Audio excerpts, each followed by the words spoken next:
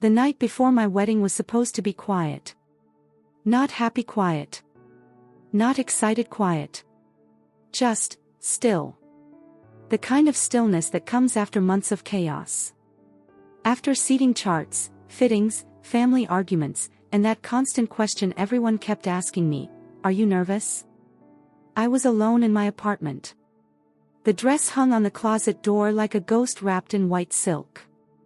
My phone rested face down on the kitchen counter, finally silent after a day of endless messages.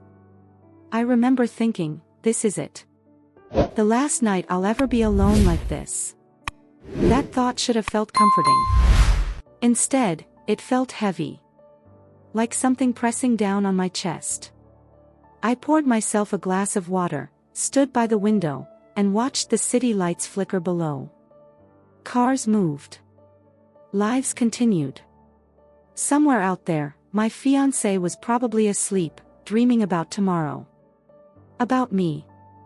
About forever. That's when my phone rang. An unknown number. I almost ignored it. Almost. I don't know why I picked up. Maybe it was instinct. Maybe it was the way my stomach tightened before I even touched the screen, like my body already knew something my mind didn't. "Hello?" I said. For a moment, there was only breathing on the other end. Slow. Measured. Female. Then she spoke. "Do you know who you're marrying tomorrow?" Her voice wasn't shaky. It wasn't angry. It was calm in a way that made my skin crawl. "I think you have the wrong number," I said, already pulling the phone away. She laughed softly. "You're wearing a silk robe right now. Beige. Your dress is hanging behind the door because you were afraid it would wrinkle if you left it in the garment bag." My heart slammed so hard I had to sit down. "Who is this?" I whispered. She didn't answer right away. Instead, she said his name. My fiancé's name. Hearing it come from a stranger's mouth felt like something snapping inside me. "You don't need to panic," she continued. "I'm not calling to ruin your night. I'm calling because someone should have warned you." "Warned me about what?" I asked. "About him." Silence stretched between us. My thoughts raced: stalker, prank, ex, psycho. Anything but the truth that was beginning to form, ugly and slow. "You met him 3 years ago," she said, as if reading from a script. "At that charity event downtown. He spilled wine on your dress and pretended it was an accident." My fingers went numb. "That wasn't an accident," she said. "It was rehearsed." I stood up so fast the chair scraped loudly against the floor. "Stop," I said. "You don't know what you're talking about." She sighed. "I used to say that too." The room felt smaller. The walls closer. My reflection in the dark window looked like a stranger, wide-eyed, barefoot, shaking. "Who are you?" I asked. "I'm the woman he was engaged to before you." My breath caught. "He told me he'd never been engaged before," I said automatically, clinging to his words like a lifeline. "That's because he tells every woman the same story," she replied. "Fresh start. Clean slate. New life." I wanted to hang up. I should have hung up. But something in her tone, not bitterness, not jealousy, something colder, heavier, kept me frozen. "Why are you calling me now?" I asked. "Because tomorrow, when you walk down that aisle," she said quietly, "you won't be marrying the man you think you know." A pause. "And because once the ring is on your finger, it gets much harder to leave." My phone buzzed in my hand, a text from my fiancé. "Can't sleep. Thinking about you. Tomorrow's our forever red heart." I stared at the message while the stranger waited on the line. "You still there?" she asked. "Yes," I whispered. "Good," she said. "Because this is where it gets complicated. If fosse esta sentindo esse aperto no peito agora, aproveita e dixa like. Isso me ajuda a continuar essa história ofim. Then she said something that made my blood run cold. He didn't choose you, she said. You were selected. I swallowed hard. For what? I asked. She exhaled slowly. To replace me. To replace me. Those words didn't land all at once. They seeped in. Slow. Poisonous. Like cold water soaking through fabric until it reaches your skin. I don't understand, I said, even though a part of me already did. You will, she replied. By the end of this call, you'll wish you didn't. I paced the apartment, every familiar object suddenly feeling staged. Like props on a set I didn't remember agreeing to act in. Start talking, I said. Now. She hesitated. Just a second. Not fear, calculation. He doesn't look for women, she began. He looks for patterns. I stopped walking. Patterns of what? Isolation. Empathy. Stability. Women who've learned how to survive quietly. My grip tightened around the phone. You grew up without your father, she continued. Your mother worked 2 jobs. You learned early how to be independent, how not to ask for too much, how to love without demanding. I felt exposed. Like someone had gone through my drawers and left them open on purpose. How do you know that? I asked. Because he told me those exact same things about myself.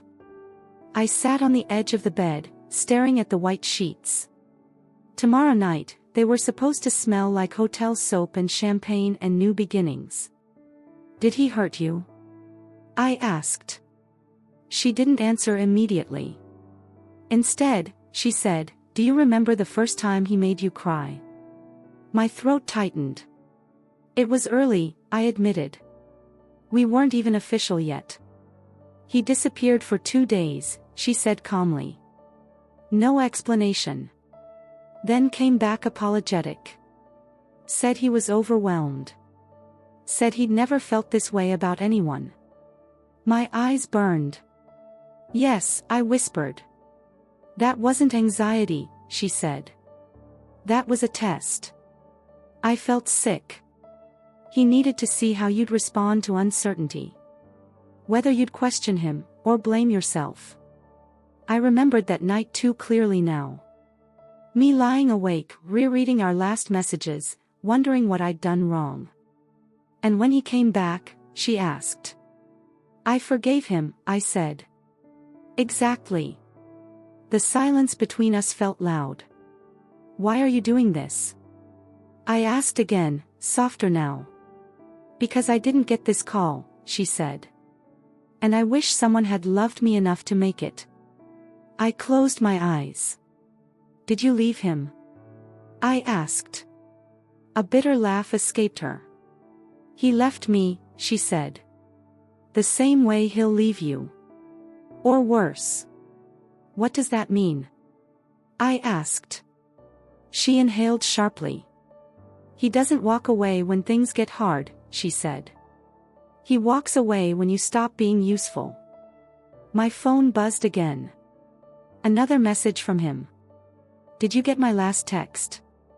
I stared at the screen, suddenly aware of how often he needed reassurance. How uncomfortable he became when I didn't respond quickly. He's checking in, she said, as if she could see me. How do you? He does that when he senses a shift, she interrupted. When the balance changes. I felt a chill crawl up my spine. Tomorrow, she continued, he'll cry at the altar. People will say how lucky you are. How safe you look. Safe. That's his favorite illusion, she said.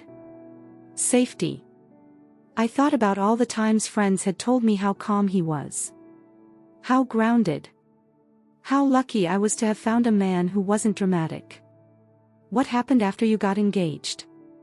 I asked. Her voice lowered. That's when the monitoring started. Monitoring? I repeated. My phone. My emails. My location. Subtle at first. Jokes disguised as concern. She paused. By the end, I didn't recognize my own instincts anymore. I swallowed hard. I need proof, I said. I can't just, I need something real. She was quiet for a long moment. Then she said, check your email. Subject line, venue deposit confirmation, resent. My heart pounded as I opened my laptop. There it was. An email I didn't remember receiving. Forwarded. Sent from his account. Attached was a PDF. I opened it. And my breath stopped. It wasn't our venue. It was the venue from her wedding. Same date. Same time. Different year. My hand started shaking. He proposed to you the same way, she said. Same ring. Same speech. Same song playing in the background. I felt tears spill down my cheeks. You were never the beginning, she said gently. You were the continuation. If this is hitting you right now, yeah. I feel it too.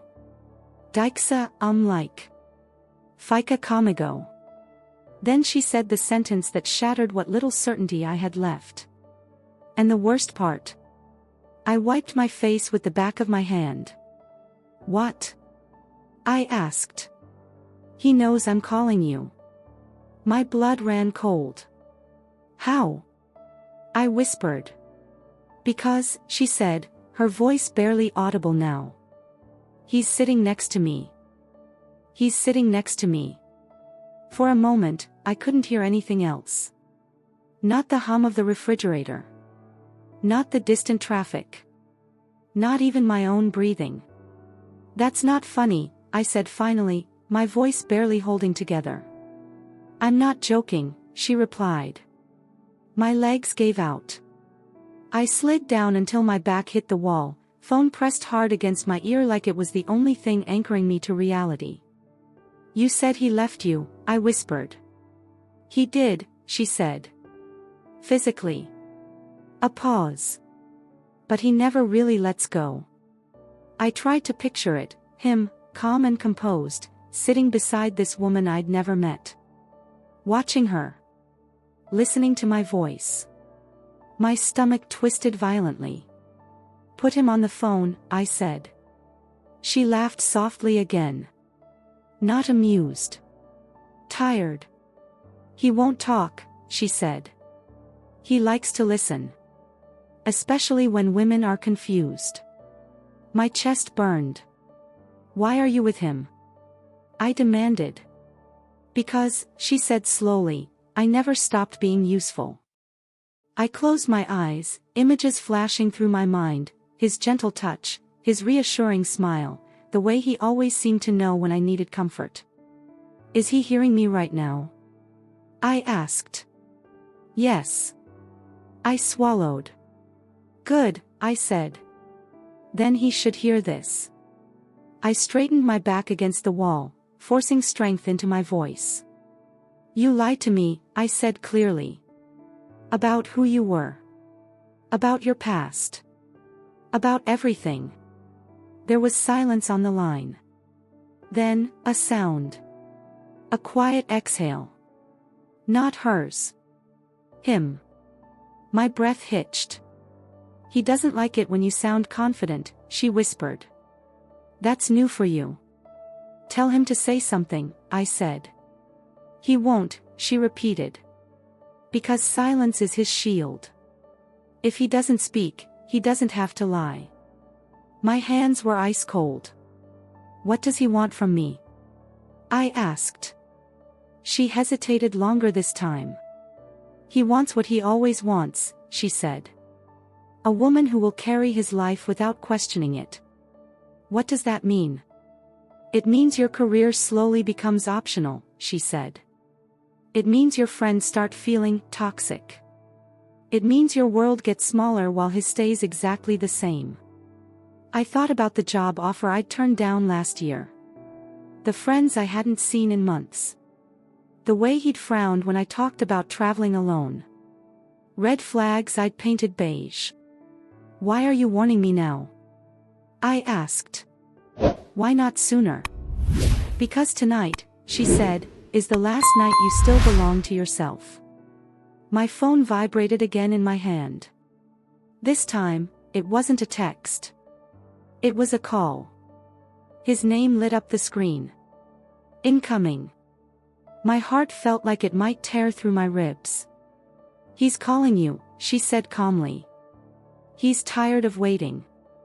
I stared at the screen, thumb hovering. If I answer, I asked, what happens? He'll reassure you, she said. He'll sound loving. Confused. Maybe even hurt. And if I don't? He'll punish you, she replied. Quietly. The call kept ringing. I imagined him tomorrow, standing at the altar, eyes glossy, voice steady. Everyone watching. Everyone believing. I don't know what to do, I whispered. That's okay, she said softly. Neither did I. The ringing stopped. A message appeared instantly. Why aren't you answering me? Before I could respond, another message came through. Are you alone right now? My breath caught. He knows, I said. Yes, she replied. He always knows when control slips. I wiped my tears, something hard forming in my chest, fear mixed with something else. Anger. What happens if I don't show up tomorrow? I asked. She went quiet. Then she said, very carefully. Then he'll finally show you who he really is. And in the background of the call, barely audible, I heard it. His voice. Low. Calm. Familiar. Tell her, he said. My blood ran cold. Tell her what? I asked. The woman on the phone swallowed. That he already planned for this possibility. My hands began to shake. Planned what? I whispered. She exhaled, voice trembling for the first time. A version of tomorrow where you don't say, I do. A version of tomorrow where you don't say, I do. Those words echoed in my head like a door slamming shut somewhere deep inside me. What does that mean? I asked. On the other end of the line, the woman didn't answer right away. I could hear her breathing, faster now. Uneven. It means, she said slowly, that he never builds just one future. My stomach dropped. He builds contingencies, she continued. Exit routes. Narratives. Backup villains.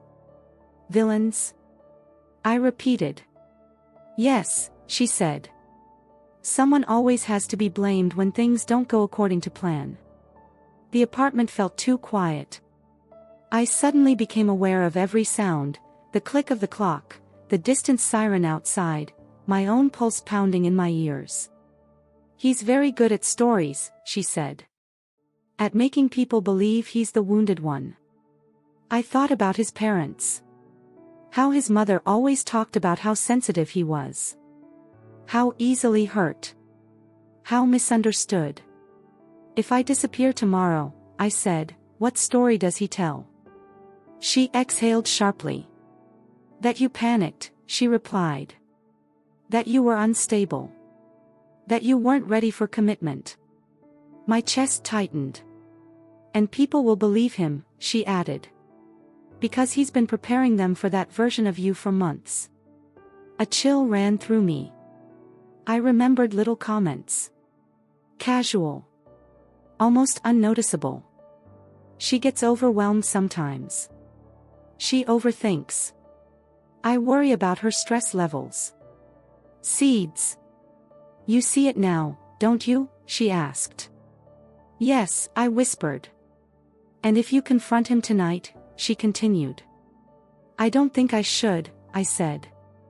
No, she agreed. You shouldn't. Why? Because confrontation is what he's best at, she said. He'll flip it. He'll cry. He'll apologize. And you'll doubt yourself again. I pressed my forehead against the wall. So what do I do? I asked. There was a long pause. Tonight, she said, you listen. Listen to what? To how far he's willing to go, she replied. Another vibration in my hand. This time, a voicemail notification. He'd left me a message. He's escalating, she said quietly. I hesitated, then put the phone on speaker and played it. His voice filled the room. Soft. Concerned. Loving. Hey. I'm starting to worry. You know how anxious I get when I can't reach you. Please call me back. I just want to hear your voice. I felt my stomach turn. That line, she said. You know how anxious I get. He used it on me too. I ended the voicemail. He's framing you as the caretaker, she continued. Your role is to soothe him. Always. I thought about how often I swallowed my feelings so his wouldn't get disturbed. What happens if I stop playing that role? I asked. She didn't hesitate. Then he becomes someone you've never met. A sudden knock echoed through my apartment.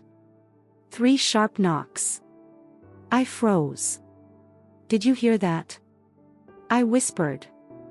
Yes, she said. My heart leapt into my throat. He's not supposed to be there yet, she continued. This is earlier than usual. Usual? I repeated, panic rising. He checks, she said.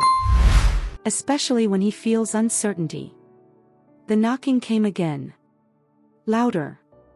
Don't answer, she said firmly. I'm scared, I whispered. I know, she said. But this moment matters. The door handle rattled slightly. He has a key, I said. Yes, she replied. So did he to my place. My phone buzzed again. A message. I'm outside. I just want to talk. My chest felt tight, like I couldn't get enough air. What do I do? I asked, my voice breaking. She lowered her voice. You need to see him, she said. What? You just said. Not the version of him he performs, she interrupted. The version that comes out when he realizes he's losing you. The knocking stopped. Silence. Seconds passed. Then, from the hallway outside my door, I heard it. His voice. Low. Controlled. I know you're in there. I clutched the phone. I can't do this, I whispered. Yes, you can, she said. Because you're not alone anymore. Then she said something that made my breath catch. And when you open that door, don't let him speak first. My hand trembled as it hovered over the lock. Why? I asked. Because, she said. The first words decide who has power. My hand rested on the door handle, cold metal biting into my palm.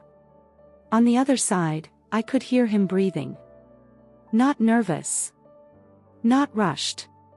Patient. I thought about everything the woman on the phone had said. About patterns. About rehearsals. About how he always spoke first, filling the space before I could name my own feelings. I unlocked the door. It opened slowly.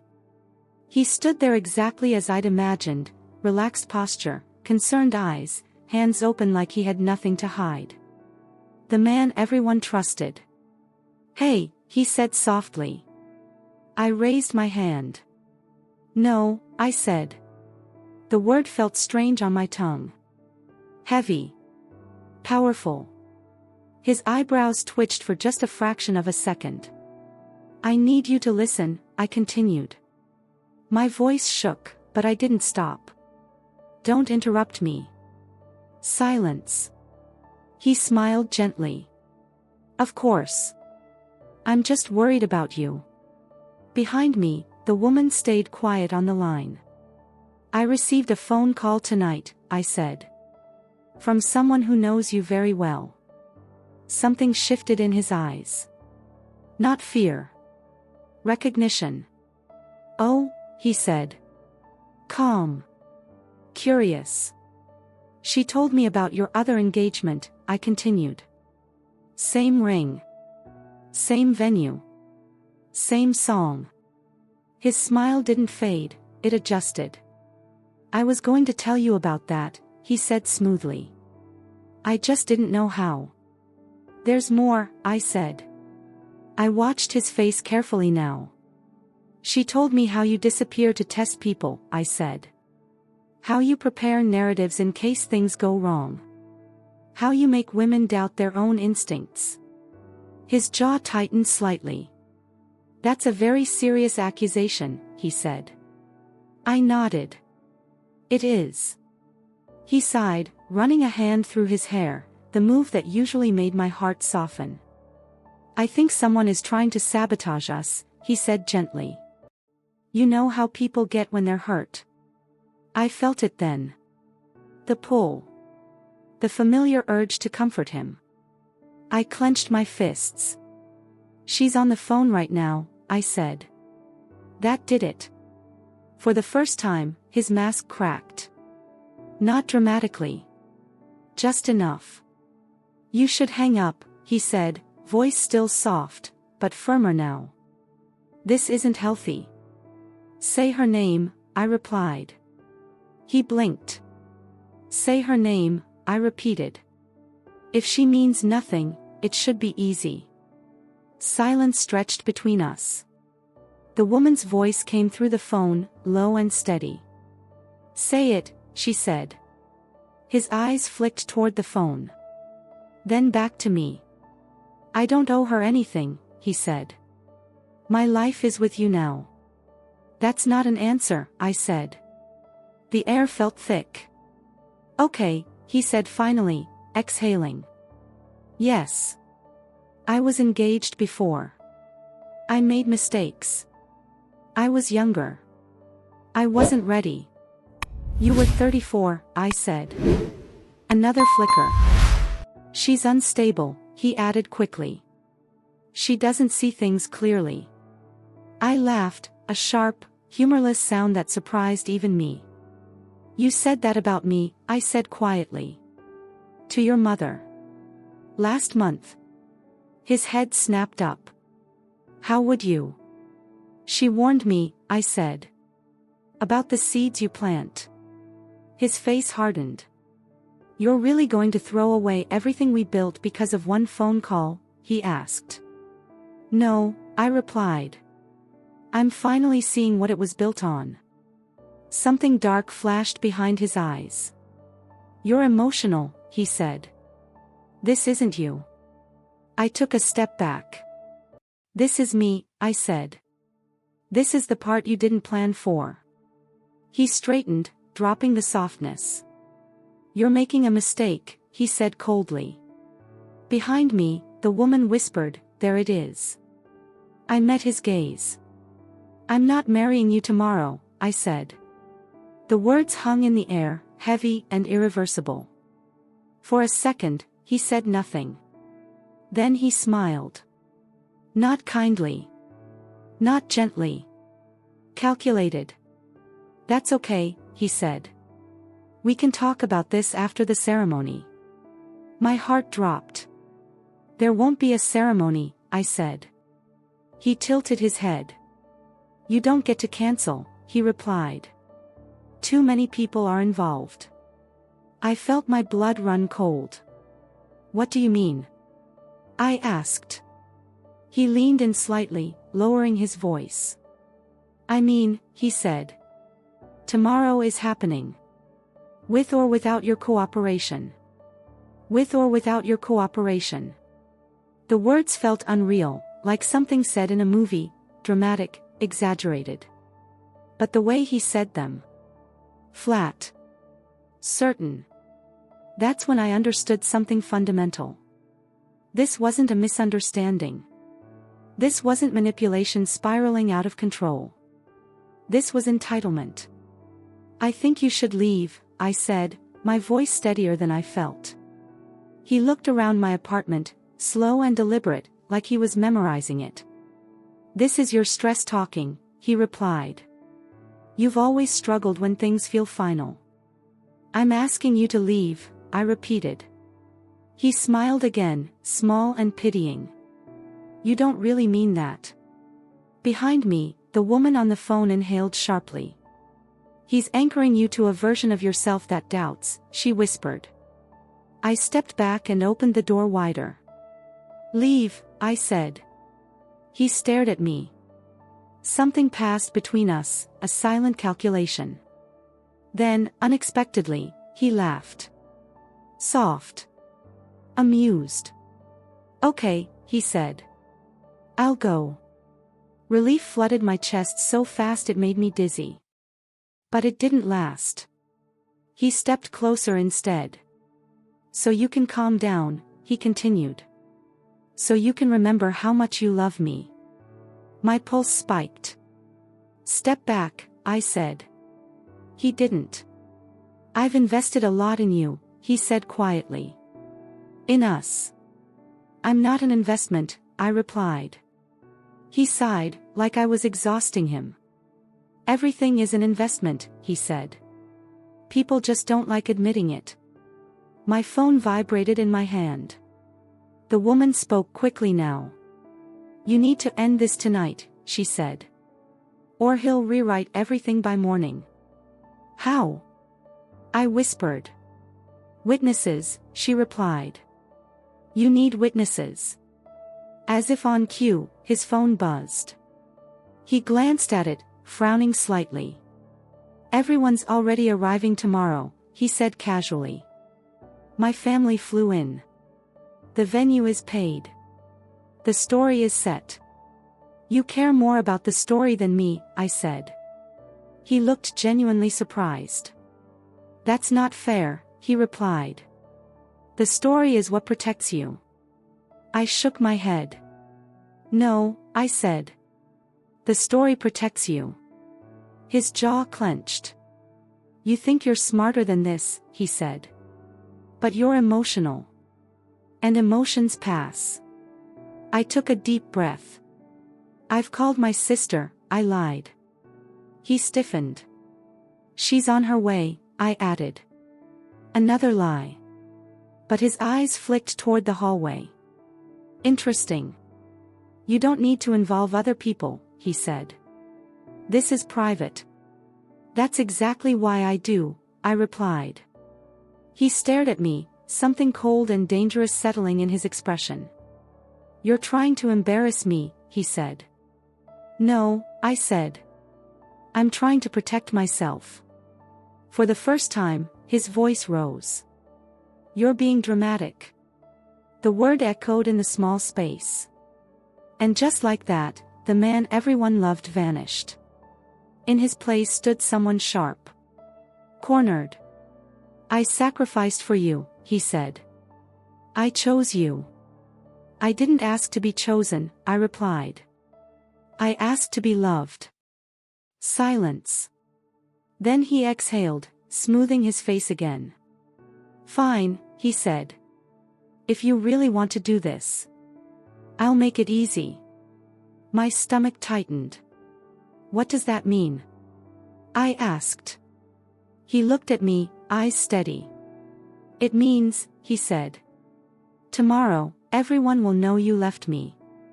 I frowned. And they'll know why, he continued. Because I'll tell them. A chill ran through me.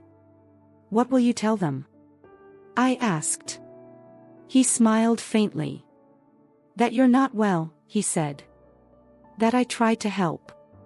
That you pushed me away. The woman on the phone whispered, there it is. You don't get to define me, I said. He stepped toward the door at last. "We'll see," he replied. He paused in the doorway. "You should get some rest," he added softly. "Big day tomorrow." Then he left. The door closed behind him with a quiet click. My knees buckled. I slid down onto the floor, shaking. "He's not done," the woman said gently. "I know," I whispered. "But neither are you," she replied. I looked at my reflection in the dark TV screen, mascara streaked, eyes red, face changed. "What do I do now?" I asked. She took a deep breath. "Now," she said, "we take your story back before he tells his." The apartment smelled like fear and cold air. I was still sitting on the floor when the woman spoke again. "You need to move," she said. "Not emotionally. Physically." I wiped my face with my sleeve. "Where?" I asked. "Anywhere he can't predict," she replied. "Not your sister. Not your best friend. Not the places he already mapped in his head." "How do you know all this?" I asked. "Because I made every wrong choice," she said. "And I paid for it with years."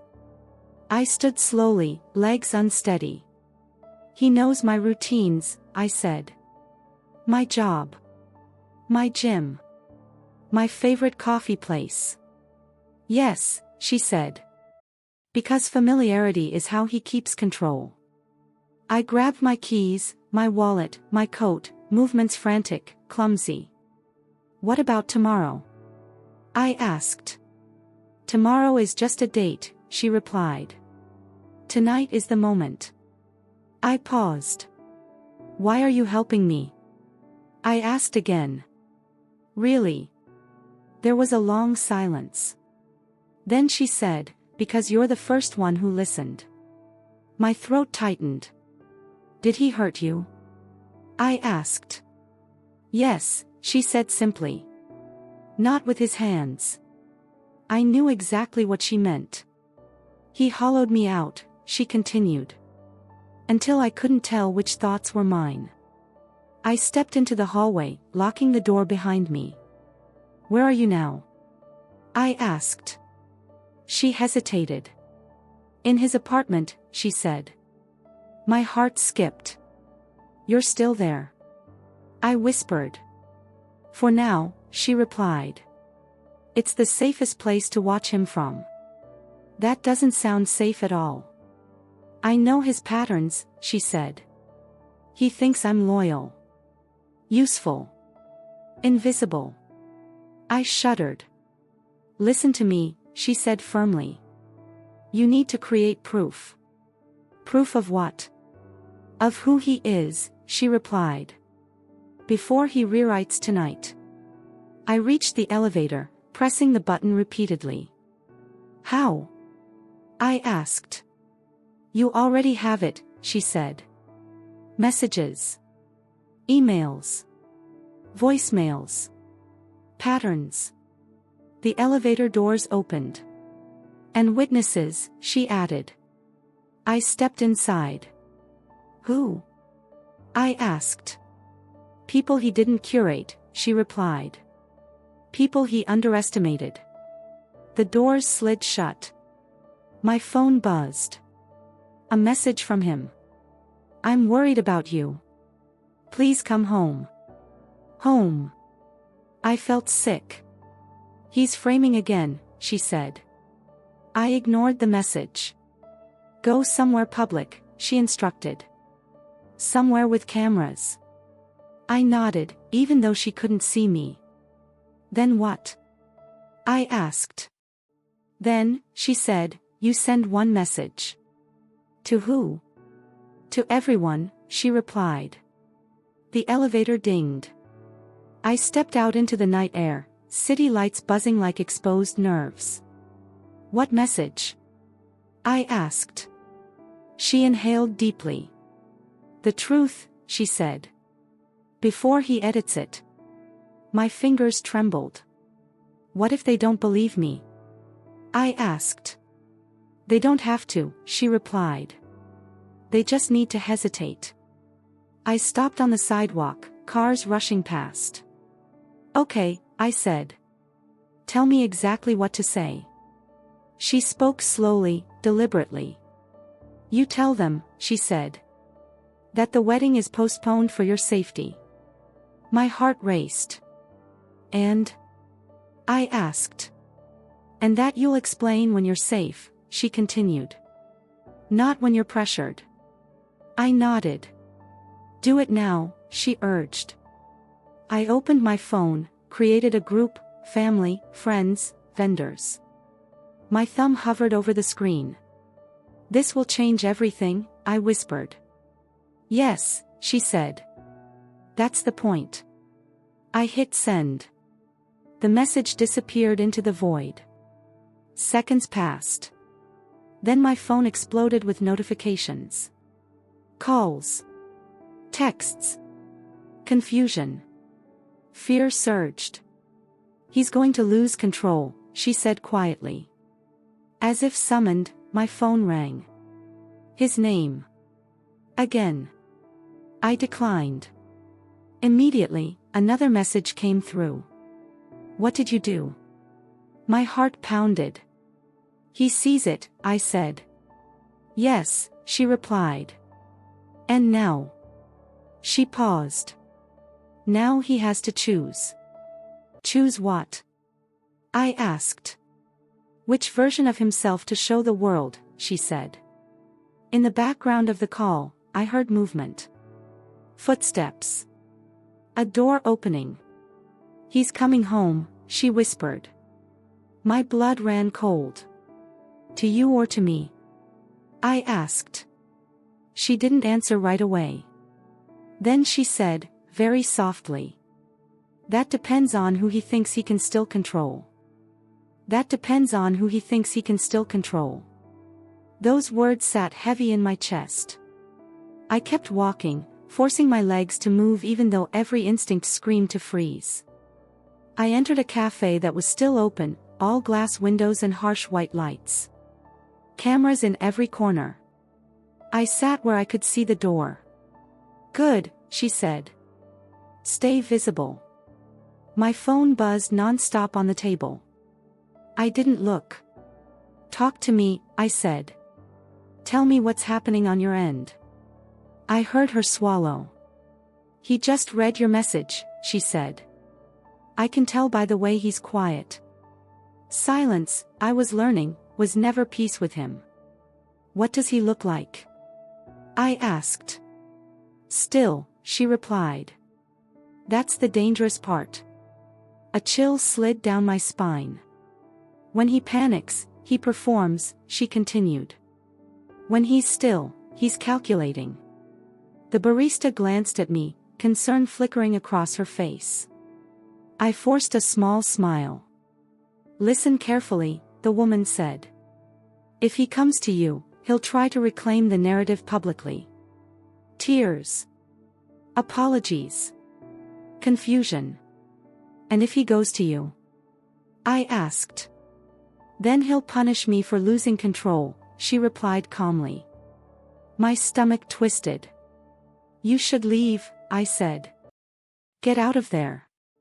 I can't yet, she replied. Not until you're fully out. What does that mean? It means, she said, that he still thinks you might fold. My phone vibrated again. A new message. Please stop this. You're scaring people. I felt anger rise, hot and sharp. He's already rewriting, I said. Yes, she replied. Notice the word choice. Not, I'm scared. People are scared. He's recruiting witnesses. I exhaled slowly. Another message appeared. I'm coming to get you. You shouldn't be alone. My hands started shaking. He's coming here, I whispered. Good, she said immediately. That's good. How is that good? I hissed. Because it means he chose you, she said. And that means I'm about to be free. My heart pounded. I don't want him anywhere near me, I said.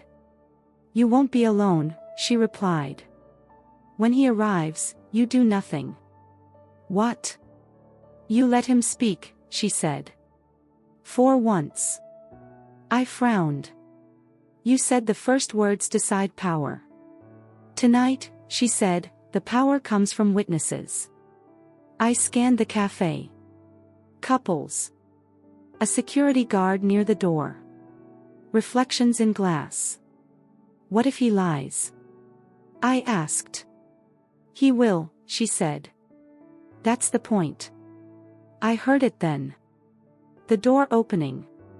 His voice, too loud for the space. There you are. Every muscle in my body tensed. He walked toward me, face drawn with concern, hands open. People looked. Watched. I've been so worried, he said, reaching for my arm. I pulled back. Please, he said gently, loud enough for others to hear. Let's talk. I said nothing. His smile faltered, just a little. You're clearly overwhelmed, he continued, glancing around. We can fix this. I stayed silent. See, he said to no one in particular. She won't even look at me. A woman at the next table frowned. Good. Behind the calm, I saw it, irritation leaking through. You sent that message without talking to me, he said, voice tightening. That's not fair. Still, I said nothing. He leaned closer. You're making a scene, he whispered. I met his eyes for the first time. And I smiled. Not softly. Not apologetically. I know, I said clearly. That's why I chose somewhere public. The shift was immediate. Around us, people stopped pretending not to listen. His face froze. On the phone, the woman whispered. He didn't plan for this version of you. He straightened, scanning the room. I think we should leave, he said. No, I replied calmly. I don't feel safe alone with you. The word safe landed like a grenade. People stared now. That's ridiculous, he snapped, too fast. And just like that, the mask cracked. I felt it. Everyone did. His jaw clenched. You're doing this on purpose, he said. Yes, I replied. I am. My phone buzzed. A message from an unknown number. I'm outside. He left. The woman. My breath caught. He chose you, I whispered. And lost me, she replied. That was his mistake. I watched him realize it too. Because for the first time since I met him, he looked unsure. He stood there, in the middle of the cafe, surrounded by eyes he hadn't rehearsed for. For the first time, he didn't know which version of himself to perform. I think we should go home, he said again, softer now. I shook my head. I don't have a home with you, I replied. The sentence felt like cutting a cord inside my chest. People were openly watching now. No one pretending anymore. You're confused, he said, forcing a laugh. This isn't the place for this. No, I said. This is exactly the place. His eyes flicked to my phone on the table. Who are you talking to? He asked. I looked at him steadily. Someone you thought you erased, I said. His face drained of color. Behind me, the door opened. I didn't need to turn around to know who it was. I'm here, the woman said. Her voice was calmer than mine. Stronger. The cafe went silent. She stood a few feet away, coat still on, eyes locked on him. For a brief second, he looked like a cornered animal. This is inappropriate, he said sharply. You need to leave. She laughed, not bitter, not angry. You don't get to tell me what's appropriate anymore, she replied. He turned to me. You see, he said urgently. She's obsessed. This is what I warned you about. I didn't respond. Instead, I picked up my phone and pressed play. His voicemail from earlier filled the space. You know how anxious I get when I can't reach you. Murmurs rippled through the room. The woman stepped closer. Want to hear the one you left me? She asked. She played it. Same words. Same tone. Same cadence. A mirror. His mouth opened, then closed. A man behind the counter crossed his arms. This is a private matter, he snapped. No, I said. This is a pattern. I looked around. He proposes to women like us, I continued. Builds futures. Collects devotion. Then controls the story. Silence. The woman nodded. He doesn't love people, she said. He curates them. Someone whispered, oh my God. His face twisted, anger bleeding through composure. You're both unstable, he said. You're doing this because you're hurt. I smiled. Maybe, I replied. But notice something. I stepped back, giving him space. We're not crying, I said. You are. His eyes were glassy now. The performance slipping. Phones came out. Subtle at first. Then openly. Stop recording, he snapped. No one listened. You should leave, the barista said firmly. He looked around, truly looked, and realized the room wasn't his anymore. This isn't over, he muttered, backing away. The woman's voice was calm. For you, she said, it is. He turned and left. The door closed behind him. The cafe exhaled as one. I collapsed into the chair, shaking. The woman sat across from me. For the first time, I really saw her. She looked like me in a different timeline. You're free now, she said softly. I swallowed. So are you, I replied. She nodded. Yes, she said. Because he lost his favorite thing tonight. What? I asked. Control. My phone buzzed again. A new message from a family group chat. We support you. Take your time.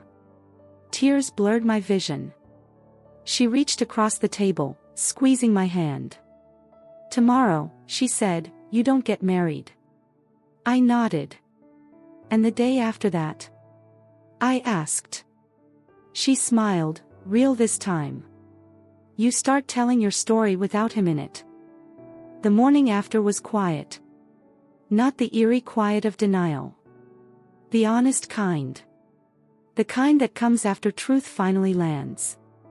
I woke up on a stranger's couch, a woman I barely knew but somehow trusted more than the man I was supposed to marry. Sunlight filtered through the blinds, cutting soft lines across the room. My phone was face down on the table. I didn't reach for it immediately. For the first time in years, nothing inside me felt urgent. No one needed soothing. No one needed managing. No one needed me to be smaller. When I finally picked up my phone, the notifications were there, messages from family, friends, vendors, acquaintances who had heard something and wanted to check in. I answered only one. I'm safe. The wedding is cancelled. I'll explain when I'm ready. And that was enough. The woman sat across from me with 2 cups of coffee. We'll have to block him, she said calmly. Everywhere. I already did, I replied. She smiled, proud. He'll try a few more times, she added. Different numbers. Different tones. I know, I said. But this time, I won't answer. She studied me for a moment. He won't know what to do with that, she said. Neither would I, for a while. And that was okay. Later that day, I went back to my apartment. The dress still hung on the door. White. Untouched. I didn't cry when I looked at it. I took it down carefully. Folded it. Put it back in its bag.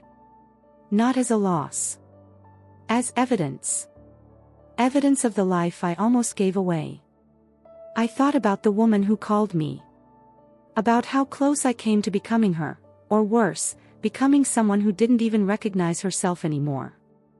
Instead, I became something else. Someone who listened. Someone who paused. Someone who chose herself before the ceremony made it harder. That night, I slept alone in my own bed. And for the first time, the silence didn't feel heavy. It felt earned. Because the truth is this. The call didn't ruin my wedding. It saved my life.